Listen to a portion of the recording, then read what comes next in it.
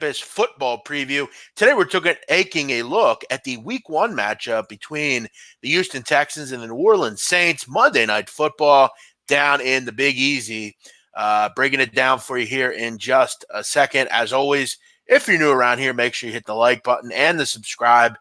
Let me know what you're on in the comments as we take a look at a week one matchup, one of the last games of week one, an interesting week one. Let's break it down. Texans and Saints, little AFC, NFC matchup here. Got a total in this game, high, 52.5. New Orleans, a 6.5 point favorite, a tick down from 7. You look at both these teams, obviously two exciting teams, two teams that you would expect to be, particularly with the Saints, a team that goes deep into the playoffs. Texans, a team with a capable quarterback, and in a AFC South that is looking a little bare right now, maybe a team that can get to the playoffs as well.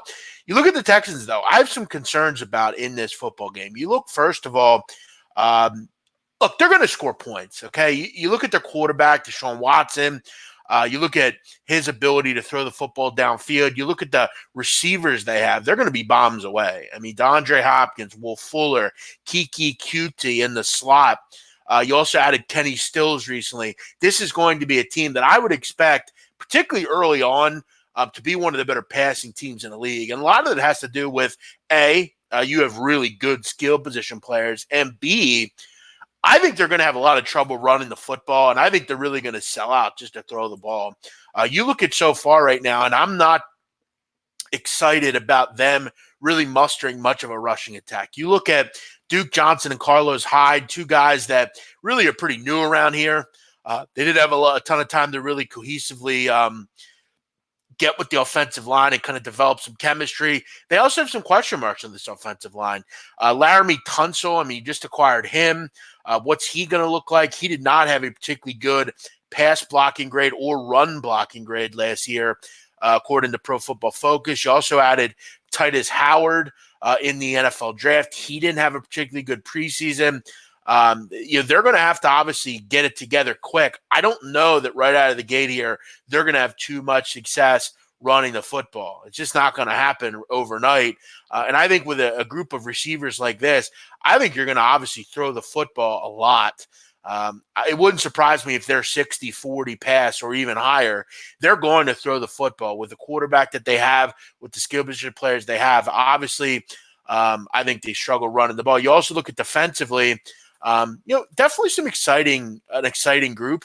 You obviously have some guys like J.J. Watt and Woody Merciless on that defensive line and rushing the passer, but you do lose Jadeveon Clowney. What does the secondary look like?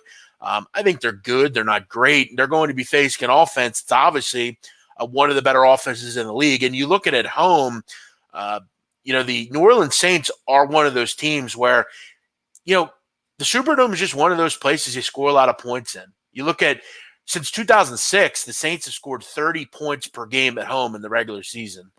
I mean, they just score points there. It's an over dream in that stadium. And they also are one of the teams that are actually allowing more points at home than they do on the road, which isn't normal. Last year, both these teams were terrific offensively. They moved the football. And look, I'm not going to keep talking about it, but the Superdome has been a place where overs just come in. And really, since Drew Brees has been there, overs have come in at a really good rate. I want to say that over to under, the overs are coming in at like a 19 game above 500 clip. I mean, they are coming in fast and furious. And, with these two teams and their ability to throw the football, look, I know Alvin Kamara is dangerous, but he's a guy that obviously can get out and catch the football. Their offense just goes quick. It is what it is. And you look at Houston, they were one of the better pace teams in the NFL last year.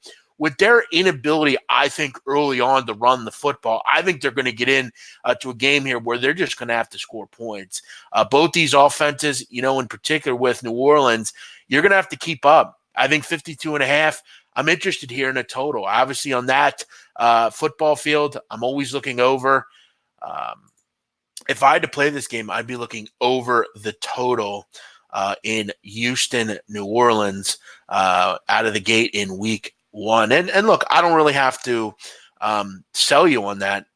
these two offenses just love to score. It just is what it is. And as I'm going to continue to say, I don't think Houston's going to have a lot of success early running the football. You also look at the fact that for New Orleans, that defense, does anyone believe in that defense?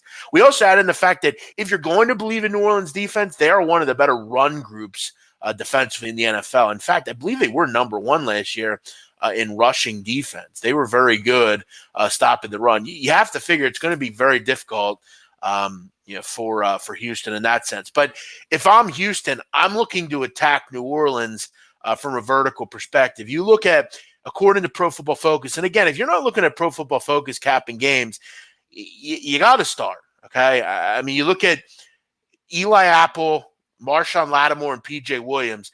They were all top 15 on a list you don't want to be on, okay? They were both top 15 in yardage allowed in coverage last year. Not good, okay?